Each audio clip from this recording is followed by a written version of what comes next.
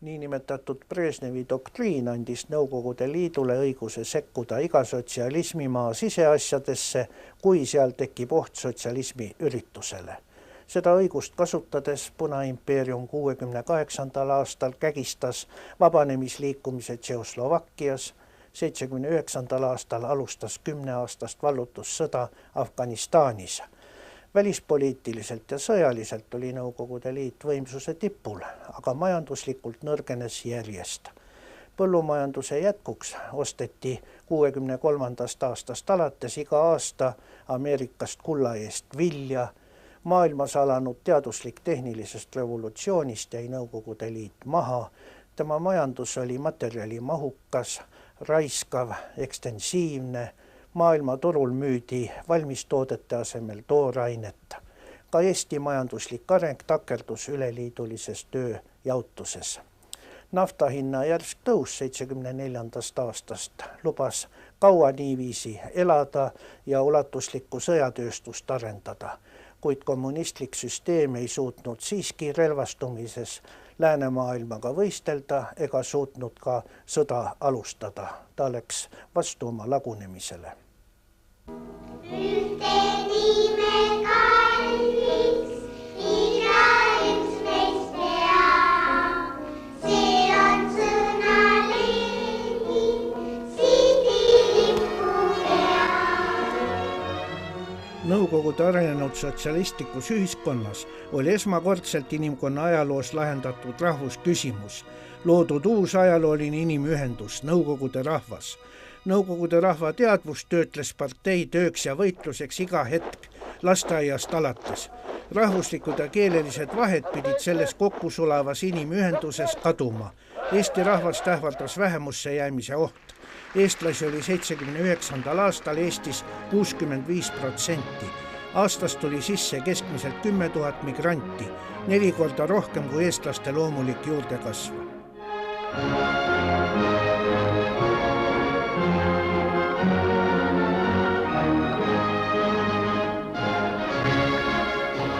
Kas sa õitsed? Mis sa mõtte edasi siis? Kui see maa ei ole enam meie oma, kas on sulle ükskõik, mis keeles sinuga kõneldakse? Kui mõned tuttavad Venemaal läksid ära, ametlikult Iisraeli tegelikult kui pigem Ameerika, siis tuli endal ka kange tahtmine, et saaks ära. Maimu Berg on kirjutanud lausa raamatu Ära. See ära mineks, mingisugune selline rändlinnu tunne, kes kuuleb, kuidas teised taevaal luugutavad, et tahaks ka. Mingi selline tunne tuli ja oma isiklik elu. Aga see kõik algas ju selle Praha kevade maha surumisega, millele mina ja väga paljud me elasime kaasa. Ja siis tuli küll niisugune täielik meeleheide, tuli ka niisugune tunne, et paneme ennast põlema, et ei taha enam kuidagi. Aga siis tasapisi hakkas see surutis peale. 3. oktoober 1973. Üleliiduline komsomoli löökehitus Eesti elektrijaam sai kätte täie võimsuse. Ühises töös lõid kaasa 28 rahvuse esindajad ja 300 vennasvabariigi tehast. Eestimaa Kommunistliku partei keskkomitee esimene sekretär Johannes Käbin ütles pidupäevakõnes, et see on Nõukogude Liidu rahvaste sõpruse ja vennaliku üksteise abistamise sümbol.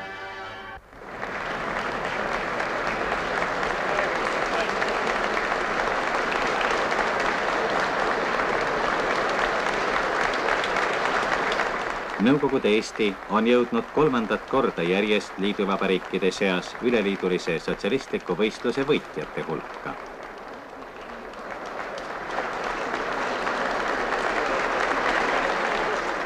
Kõrged autasud on esile kutsunud uue jõupuhangu, soovi ja valmisoleku töötada veel paremini, veel viljakamalt.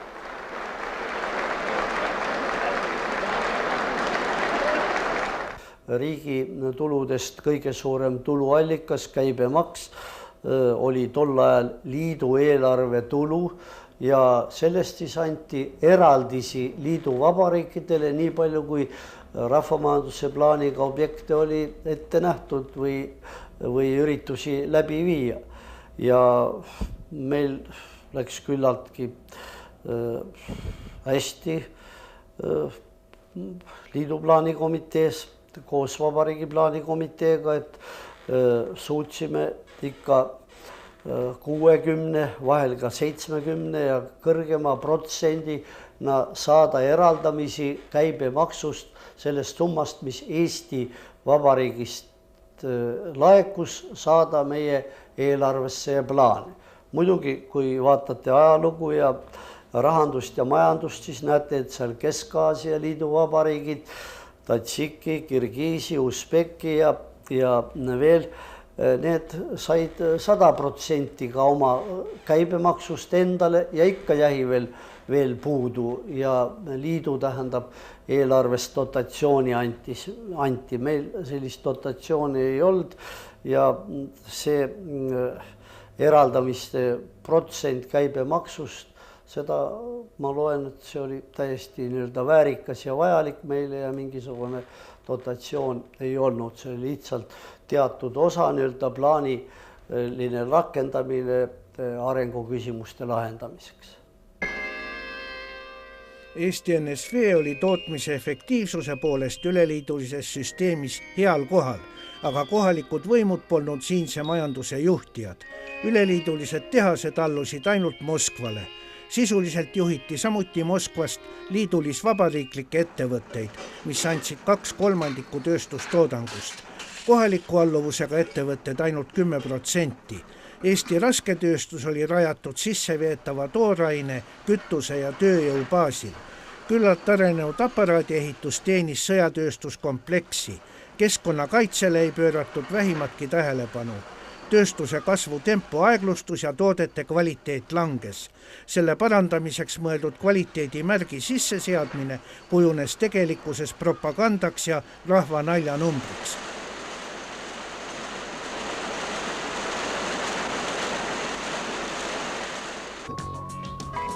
Samal ajal kerkib aga Lasnamäe uues elamurajoonis maju nagu seeni. Rõõmu uuest eluasemest on tänavu tundnud 1400 perekonda. Kuid kas ainult rõõmu? Majavalitsuse number 33 insener Uudo Malmet. Kuidas teie ehitate tööga rahul olete? Ehitavad kiiresti, no selle juures nad lasevad vigu, näiteks katus, seinad ja palju on muidugi ka viimistluse juures annab nõuda. No põhiline ja kõige raskemad kaebused on ikka need läbijooksud. Peab tunnistama, et väga raske on praegust võidelda nende vastu sellepärast, et on tehtud vigu paika panemise juures. Isegi selle eest vastutavad isikud, nende vastus on ka umbes niimoodi eitav, et võib-olla ja püüame edasi ja paremaks saada, aga midagi suurt isegi nemad mulle ei luba. Eesti põllumajanduse areng takerdus samuti 70ndate aastate alguseks. Suured läbimõtlematud ja kulukad maaparandustööd ei andnud loodetud tulemusi. Samal ajal läksid vanad kultuurmaad raisku. Rasked traktorid hävitasid põllumulla struktuuri. Põhimõtted ei olnud mitte kõige halvemad, aga siis kõige halvem oli see, et mendis nende suurte majante peale ja milles mina ka teatud määralike kaassüüdlane olen, sellepärast, et nähtavasti ei jõudnud ikka vastu seista sellele. See majante liitumine oli eriti tugev, aitas kaasa ka tolleaegne põllumajandusminister Harald Männik, kes ka vahepeal tuli Viljandi näidissovhoosi juhtima ja tema oli ka üks eestvedaja, kes hirmsalt moodi tahtis suured majandit teha, aga tal ei õnnestunud ka saada ainult kõpud kätte, kuigi ta tahtis ka põhidel saamad. Ja võt tema siis ajas ka seda asja kõvasti. Nii et see oli põhiline, et see majandid läksid niivõrd suureks, et need olid juhitamatud. Ja siis hakkas ka Viljandi nii-öelda tolle nimetusega rajoon, hakkas ikka tagasi minek. Seakasvatuskombinaat Gagarini nimelises näidissovhoostechnikumis on nüüd valmis. Ulatuslik mineraalväetiste, sealhulgas kasutu fosforiidijahu külvamine muutus järjest vähem tõhusaks. Samal ajal sõnnik läks raisku, suured Virtsa järved reostasid loodust. Eesti oli NSV Liidu agraarripats. 75. aastal loodi agrotööstuskompleks. Liha- ja piimatoodang elaniku kohta oli Leedus ja Eestis kõige kõrgem NSV Liidus. Sisse veetud jõusöödaga toodeti piima ja liha, mis veeti Eestist välja. Koha peale jäid virts ja seakisa. Moskvas määrati, kui palju tuli eraldada üleliidulisse fondi. Samas käis kauplemine sööda teravilja ümber, mida kohalikud majandusjuhid aina rohkem taotlesid ja vähem said. Meil oli kõige suurem probleem oli, nagu tol ajal nimetati, liidufondid. Me pidime ju käsu järgi ja seal olivat selles suhtes oli need ministeerium nende alla asutuses nähtavasti, nad ei suutnud ikka võidelda selle eest, et liidufonde vähemaks saada. Tähendab, liidufondi anti meil niivõrd tugevalt oli tema piim või need piimasaadused, tähendab või ja juust ja täpselt lihadega, sinna läks niivõrd palju, et seal, no ma mäletan siin seesama, ütleme, sehavabrik. Kui tal ütleme oli 50 000 siga oli sees, aga siin oli niisugune asi, et vahepeal 2-3 aastat oli niisugune aeg, et nendel omal jäi ainult nii palju, et oma kaupluse kaudu said seal oma töötajatele sai müüa, mis soodustus oli, aga muu läks kõik. 110 piimaandjat ühe inimese lüpsta eeldab head ja läbimõeldud töökorraldust. Igal oma töö. Majanduse tegelik parendamine asendus propagandaga, autasustamise kultusega, ordenite ja punalippude järjest ohtrama jagamisega. Seltsimees Brežnevi isalik südamlik kiri töökangelasele Leida Peipsile erutas ja innustas võistlema kõiki loomakasvatajaid, olgu Moskva oblastis, Usbekistanis või Bulgaarias.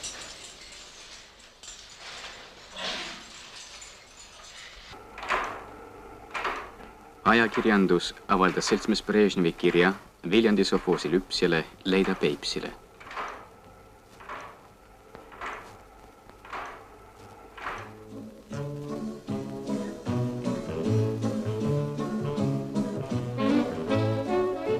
Värske sotsialistliku töö kangelane võtab uue kohustuse saada iga lehma kohta keskmiselt 5300 kilogrammi piima aastas.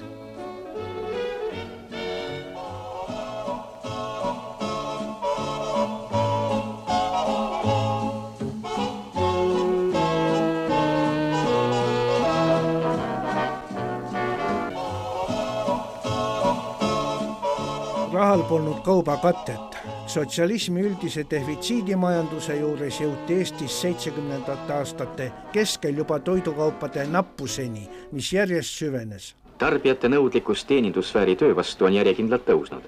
Oskus neid nõudmisi operatiivselt ja objektiivselt arvestada tuleb suuresti kasuks propagandistile, seda enam, kui ta on ühtlasi ettevõtte juht. Propagandist peab oskama neutraliseerida ka kuulujutte, mis tihti tekivad ja mida levitavad meie vaenlased. Tihti tekivad kuulujutud, et hinnad muutuvad kõrgemaks või seda või teist kaupa ei jätku ja ostja tavaliselt ostab siis rohkem, kui tarvis on tal seda kaupa, siis on väga tähtis nii kaubandusvõrgu kui ka meie töötajate operatiivne ja teadlik tegutsemine. Kuid me oleme kõik need löögid jõudnud tänu meie teadlikkusele vastu võtta ja on alati kaupa jätkunud, küll aga ostja on see, kes kannatab ja endale üleliigseid kaubavarusid koju kuhjab ja võib-olla seda raha... Oma kogemustest rääkis Tallinna kaubahalli direktor Vaike Pillov. Kaubavarude peale. Parteiline võim oli 28 aastat Ivan Käbini käes, kes laveeris osavasti Kremli kuluaarides ja Tallinna intriigides. 78. aastal sai juhipostile Karl Vaino. Nüüd me leidsime ühise nagu platvormi, et hakata välja töötama siis, et mismoodi need printsiibid, Nõukogude Liidu lagunemise printsiibid, kuidas neid Eestis hakata realiseerima. Ja siis 72. aastal lõpuks õnnestus välja lasta Eesti demokraatliku liikumise programm. Kuid see oli meie teine käik. Esimeseks käiguks, mis oli ette võetud, oli ÜRO poole pöördutud memorandum, mis on tegelikult kõige kuulsam asi või mis on kõige teadaolevam asi, mis Eesti demokraatidest on jäänud.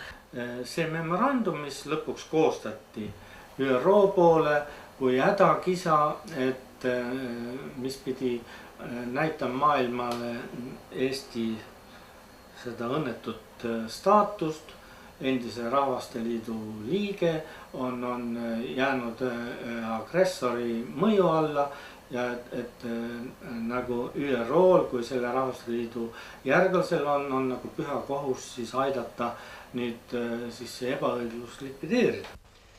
Väljendas Nõukogude Eesti rahva tahet ja täites temalt saadud ülesannet, asub Eesti NSV Ülemnõukogu vastu võtma Eesti Nõukogude Sotsialistliku Vabariigi uut konstitutsiooni põhiseadust.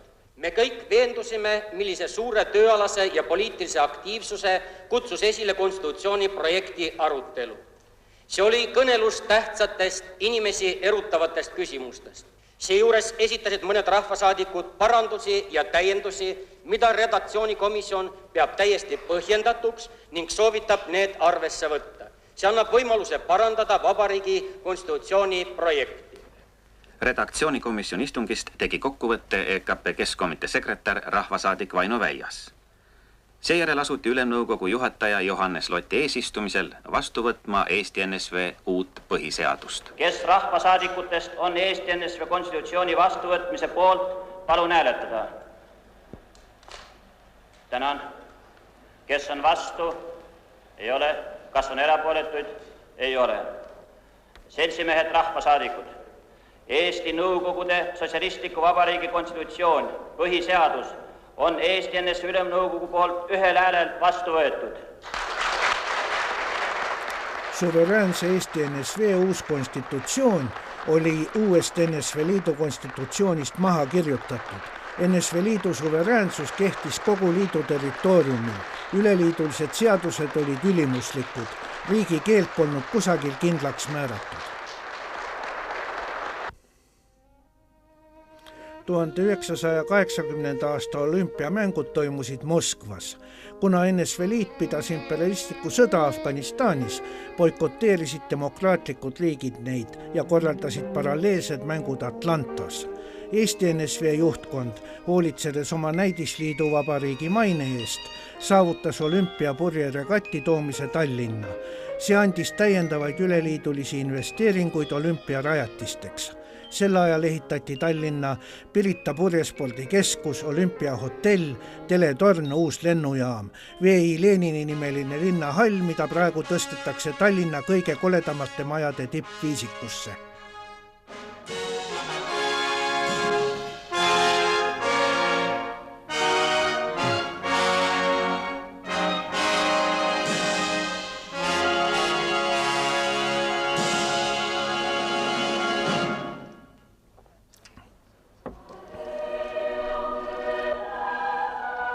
Avalikkuse laiemat tähelepanu purjeregatt ei võitnud ning ta ei kujunenud ka mingiks sillaks või aknaks maailma. Selliseks aknaks olid küll avaldunud suhtlemine välissugulastega, välisturism ning eriti Soome televisioon. Viimase ülikahjuliku mõju vastu võitles partei kirglikult, suutmata ometi kasutada otsest keeldu.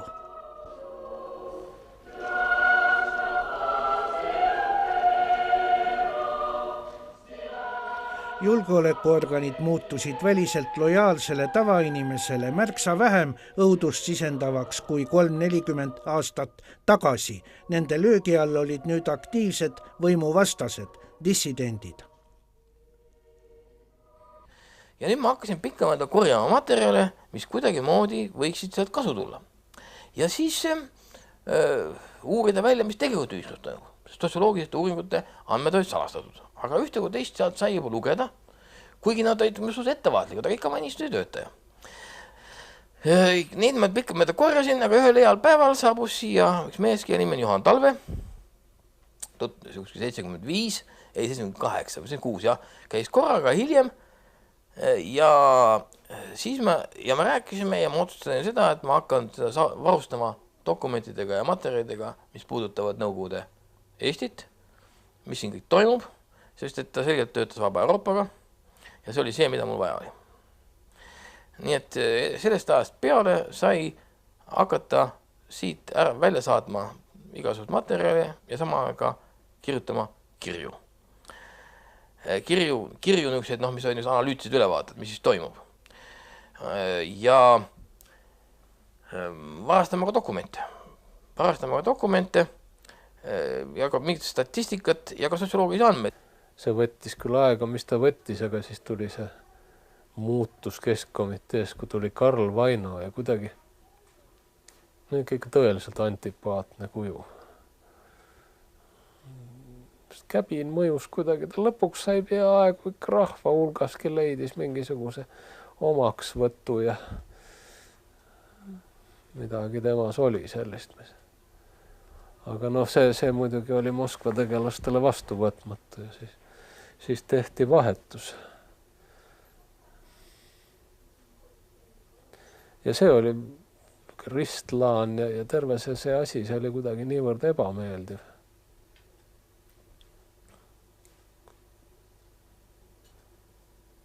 Ja hakkasid need, ja siis tuli need noorte mäsu Tallinnas ja selle maha surumine ja kõik need sündmused, mis andis tõuke sellele niinimetatud 40 kirjale. 80. aasta 22. septembril puhkesid Kadriorus noorsoorahutused, kui ansamblil Propelleri lastud mängida ning kutsuti välja miilitsaautod. 1. ja 3. oktoobril avaldasid Tallinnas meelt tuhanded koolinoored.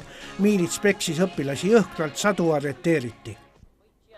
Noored polnud rahul venestuspoliitikaga koolis ning nõudsid seda teostava uue haridusministri Elsa Gretškina erruminemist. 78. aasta 13. oktoobril olid Moskvas vastu võetud salajased otsused vene keele õpetamise tõhustamiseks. EKP Keskkomitee büroo salajane otsus detsembris kordas selle sisu. Rahvusetu venekeelse nõukogude inimese kujundamine käis venestamise kaudu. Tugevnes rahvaste sõpruse ja koostöö keele pealesurumine. Ja selles mõttes, kui me räägime nendest määrustest, me olime kohustatud nendele reageerima. Ja muidugi me neid haridusministeeriumi kolleegiumil arutasime ja tegime ka oma vastavaid otsustusi. Kuid esimeseks dokumendiks, mis hariduskolleegiumi otsusena tuli juba minu ajal välja, oli eesti keele kui emakeele ja eesti kirjanduse kui emakirjanduse õpetamine. See oli esimene. Siis oli eesti keel kui teine keel vene koolis. Ja alles siis juba tasatargu me ikka venitasime natukene aega, et me tulime nende tõesti vene keele, nende küllaltki selliste tugevate peale käivate otsustuste juurde. Nii et me tegime seda, aga taust oli loodud selleks teine. Ja kui rääkida laias laastus, siis muidugi eks mõningad sellised mõjud ikkagi olid nendel asjadel, ei saa öelda. Venestamise tugevnev surve ja noorsoorahutuste jõhker lämmatamine ajendasid intelligentsi protesti. Rühm haritlasi koostas oktoobri lõpul ajalehtedele adresseeritud avaliku kirja eesti keele ja rahvuskultuuri kaitseks, ühepoolselt eestlaste hulgas propageeritava kakskeelsuse vastu.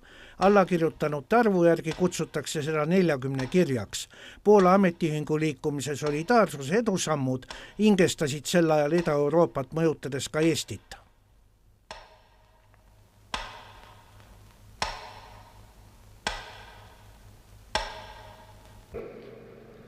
Seltsimees, Leonid Ilyich Brežnevi initsiatiivil on asutud välja töötama toitlusprogrammi.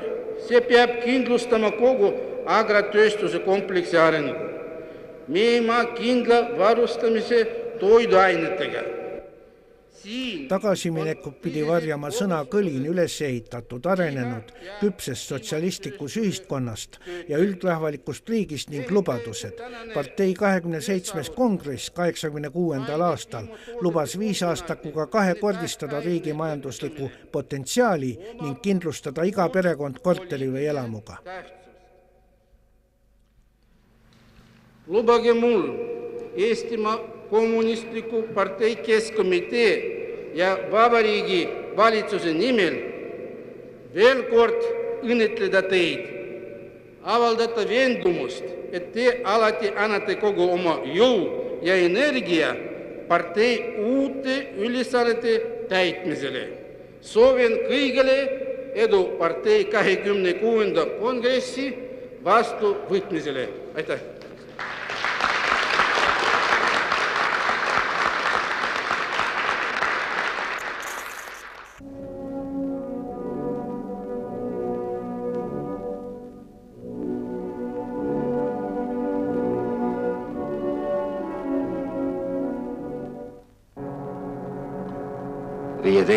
november kell 12:45. Moskva raukade valitsuses vahetus 2 aasta 4 kuuga 4 rahvajuhti. Brežnevi, Andropovi, Tšernenko järel tuli võimul ainult 54-aastane Mihhail Gorbatšov. Tema eesmärgiks sai tugevdada sotsialistliku süsteemi, majandusarengu kiirendamise ja poliitilise surve lõdvendamise teel. Avalikustamine arenes Moskvas ja Leningradis koguni kiiremini kui liiduvabariikides. ENSV partei juht Karl Vaino oma jõhkrate adjutantidega võitles ägedasti imperialismi vastase ideoloogilise sõja eesliinil. EKP Keskkomitee büroo tegutses vanas bolševistlikus vaimus.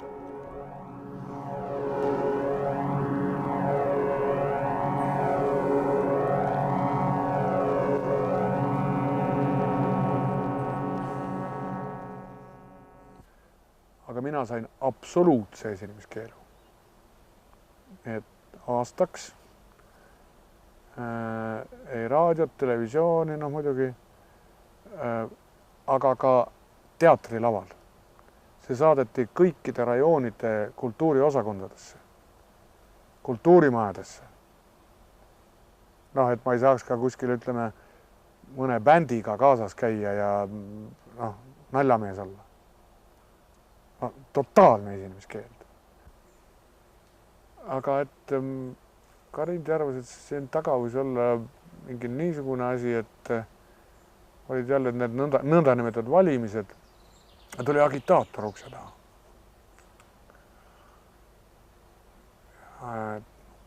Tervist, meil on valimised tulevad. Mis siis? Tulete ikka? Ei, et me ei käi valimistel. Põhimõtteliselt. Aga vene keeles muidugi toimus, et kuidas see käi? See on minu teada see vabatahtlik. Kuulge, mis te räägid, mis vabatahtlik? See on vabatahtlik head aega. Ja see jälle tuli välja, et oli mingi Keskkomitee instruktor olnud. Eestis Nõukogude võimu taaskehtestamise 45. aastapäeva eel korraldati NSV Liidu välisministeeriumi pressikeskuses Eesti NSV päev. Toimus Eesti NSV ministrite nõukogu esimehe esimese asetäitja Indrek Toome pressikonverents. Indrek Toome ja teised meie vabariigi juhtivad töötajad vastasid välismaa ajakirjanike arvukatele küsimustele. Eesti NSV Ülemnõukogu presiidiumi esimees Arnold Rüütel tutvustas meie vabariiki saabunud välismaa ajakirjanikele rahvavõimu 45 aasta jooksul teoks tehtud. Rääkis probleemidest ja tulevikukavadest. Ja see välismaale informatsiooni toimetamine oli äärmiselt naljakas, sellepärast, et seda sai teha telefoni teel. Sa teadsid, et see telefoni kuulatakse pealt. Aga see oli siis vaevarikas, midagi siis said öelda. Siis muidugi toimetati filmide peale pildistatuna neid samu ajakirju, mida me tootsime. Käisid kullerid siin Soomest, Rootsist, vahelise kaugemalt. Kuigi palju saime me suhelda ka ajakirjandusega. Just Rootsi ajalehtedest oli sel ajal korrespondente, kes meie vastu nagu rohkem teistest huvi tundsid. 2 tükki neist, kellega mina suhtlesin, need saadeti pärast Nõukogude Liidust välja, see oli juba pärast, kui mina olin arreteeritud. Aga ajakirjanikud, välismaa ajakirjanikud olid akrediteeritud Moskvasse ja selleks, et Eestisse sõita, oli neil vaja eriluba. Nii et siis oli jälle võimalik nagu teha niisugust figurit, et see inimene, kellega nad kohtuma tulid, oli võimalik kuidagi ajutiselt isoleerida või teha tal võimatuks selle ajakirjanikuga kohtumine. See nagu nüüd tagantjärele tundub nii imelik, et kuidas see üldse niiviisi võimalik oli, aga see reaalsed hirmud olid täiesti olemas ja seda muidugi võimud ja see repressiivne pool julgesti rakendas ja kultiveeris. Sest ega nagu otseselt kedagi sel ajal enam ära ei tapetud ja maha ei lastud, eks ole. Oli inimesi, kes laagrites hukkusid, nagu näiteks Jüri Kukk ja teisigi, tõsi küll vist mitte Eestist, aga need olid pigem niisugused õnnetud juhtumid, seda nagu sellist otsest füüsilist toorest vägivalda nagu stalinlikel aegadel 80-ndatel ju enam ei olnud.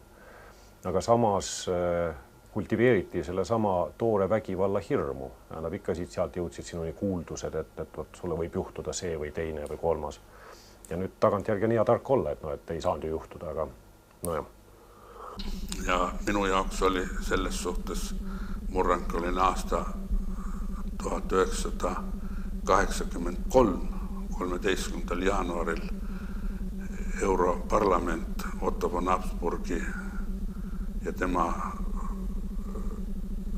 võitluskaaslaste eestvõtmisel tegi Europarlamenti otsuse, kus toetati Eesti, Läti, Leedu iseseisvuse taastamist ja see otsus põhines siis 45 Eesti, Läti, Leedu kodaniku kirjale. Ja pärast seda Eesti julgeolek aktiviseerus. Mart Niklus oli juba varem arreteeritud, siis nad tulid, eribrigaad tuli Tartusse, kõigepealt arreteeriti Lagle Parek, siis Arvo Pesti ja Eiki Ahonen ja sügisel 13. septembril 1983. aastal arreteeriti mind. Ja süüdistus oli siis Nõukogude vastane agitatsioon ja propaganda ja selle paragrahvi teine lõige, mis nägi ette siis 10+5 ja niimoodi kanti siis 10 aastat erirežiimiga laagrit ja 5 aastat asumist. Nii et kui Nõukogude Liit ei oleks kokku varisenud, siis mina oleks vabanenud 1998. aastal. Ja Tallinnas enne ära saatmist siis need KGB-lased ja kes teele saatsid, ütlesid, et kui varem oli öeldud, et istud oma aja ära, tuled tagasi, elad nagu teised, ei juhtu midagi, siis nüüd ütlesid, et nüüd sa raisk sealt enam elusana tagasi ei tule. 60. aastate lõpust elavnes Eestis uut tüüpi vastupanu, dissidentlus, aktiivne teisiti mõtlemine, mis püüdis ennast salgavalt maailmale teadvustada, et Eesti on okupeeritud ja inimõigustest ilma. Valmisid memorandum ÜRO-le 72. aastal, Balti appell 23. augustil 79 ja teised avalikud kirjad. Eesti vabadusvõitlejad olid sidemeis teiste Baltimaade ning Moskva Leningradi dissidentidega. Aga liikumine fosforiidi kaevandamise vastu Virumaal, mis puhkes televisiooni saatega 25. veebruaril 1987, muutus üldrahvalikuks, sisuliselt võitluseks iseseisvuse eest Moskva ja EKP hukatusliku poliitika vastu. Ja nüüd algas suur mäng, sellepärast, et kõigepealt oldi vastu siis lahtisele kaevandamisele Toolses, öeldi, et võib-olla saab siis kaevandada maa-alusel teel, suunati siis tähelepanu sinna ja siis leiti vahepeal Rakvere maarda, mis oli veel suurem ja siis öeldi, et miks me läheme sinna väiksesse Toolse maardasse, et tegelikult Rakvere maarda on palju suurem, peaks hoopis seal pihta hakkama ja Nõukogude Liidus oli ikkagi antomaania ja põhitähelepanu läkski siis Toolselt ära Rakverele. Ja sellest see algas 1981. aastal, nii et esimene fosforiidisõda oli 1972 kuni 81, see oli kõige raskem. Järgmine etapp oli siis 81 kuni 87 ja juba siis, kui enam väga tõsiseid ohte ei olnud, sellepärast Nõukogude Liit oli majanduslikult kokku langenud ja peale selle oli ka piisavalt palju informatsiooni näitamaks, et meil fosforiidi kaevandamine on võimatu, sellepärast et mis oleks juhtunud, kui me oleks hakanud kaevama siis Rakvere maardlas, see oli tõesti hiidmaardla, kus kihi maksimaalne paksus on 12,1 meetrit, kujutage ette, fosforiidi paksus 12,1 meetrit ja keskmine paksus ligikaudu 5 meetrit. Aga selle kaevandamise tulemusena oleks meil siis suur osa Kirde-Eestist jäänud ilma veeta, selles maavara kaevandamiseks on vaja vesi välja pumpata, tekib depressiooni lehter, oleks ta veest ilma jäänud. Peale selle oli ikkagi Rakvere rajoon meil üks kõige parem põllumajanduspiirkond, peale selle suur keskkonnasaaste ja lõppude lõpuks ka see tohutu inimeste hulk, kes oleks tulnud, sest Rakvere külje alla kavandati ju 20 000 inimeselist linna. Tõru klubis arutasid fosforiidi probleeme inimesed erinevatelt elualadelt. Surve peab olema järjepidev, et seal, kus asju tõepoolest otsustatakse, saadakse aru, et meil on tõsi taga, et me oleme oma elu eest väljas. Ja mitte nalja ja mitte me ei ole mingisugused kadekopsid, et me ei taha teistele anda, mis meil on, vaid me kardame oma elu pärast. Me peame selle selgeks tegema, aga see tuleb teha tõesti nii selgeks, et see pärale jõuab inimestele. Nõukogude süsteem jooksis külma sõja ajal tähesõdade võidujooksus endal hinge välja. Ka nafta hinna langus 80. aastatel vähendas tema jõudu ja agressiivsust. Välisriikidega sõlmiti pinget vähendavaid kokkuleppeid. Tunnetades riigi sisemist nõrkust, alustas partei 85. aastal sotsialismi remontimise katseid. Perestroika, see tähendab ümberehitamine, niinimetatud uutmine, glasnost, avalikustamine. See ei andnud majanduslikke tulemusi, aga tõi endaga kaasa liberaliseerumise, poliitilise režiimi surve lõtvumise. Ja see tähendas, et ammune hirm Nõukogude võimu ees hakkas kiiresti vähenema. See tõi kaasa massilised üldrahvalikud vastuhakkamised süsteemile ja see tähendas lõpu kiiret algust.